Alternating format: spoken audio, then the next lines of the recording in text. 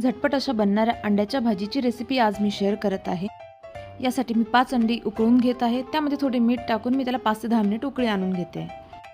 अगदी basic ingredients पासून आपण भाजीचा मसाला बनवून घेता। यात मी थोडं बटर घालून त्यामध्ये जिरं टाकलं आहे आणि त्यामध्ये कांदा आणि लसूण आणि मिरचीची पेस्ट घालून घेत आहे। व्यवस्थित असं मिक्स करून झाल्यावर मी यामध्ये चिरलेला टोमॅटो ॲड करत आहे। हा मसाला मला आता एकजीव करून घ्यायचा आहे। त्यासाठी मी त्याला 2 ते 5 मिनिट थोडंसं मंद आचेवर वाफवून घेईल। यामध्ये मी हळद घालत आहे, थोडी मिरची, थोडं धना पावडर आणि घरात असलेला एक मसाला मी याच्यात ॲड करत आहे। आता यात थोडे पाणी घालून याला आपण 5-1 मिनिटं वाफवून घेऊयात। चवीनुसार आपण मीठ सुद्धा याच्यात ॲड करून घेऊयात। आता आधीच मी बारीक किसून घेतलेले 5 अंडे मी यामध्ये घालून घेत आहे आणि नंतर मी याला मिक्स करून घेणार आहे।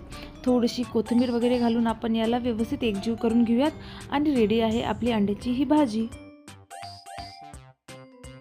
या भाजीला तुम्ही पावसोबतही खाऊ शकतात किंवा पोळीसोबतही खाऊ शकतात, आपल्या आवडीप्रमाणे। तर ऑफिसवरून आल्यावर थकून असल्यावर झटपट अशी बनणारी ही भाजी तुम्ही नक्की ट्राय करा। थँक्यू।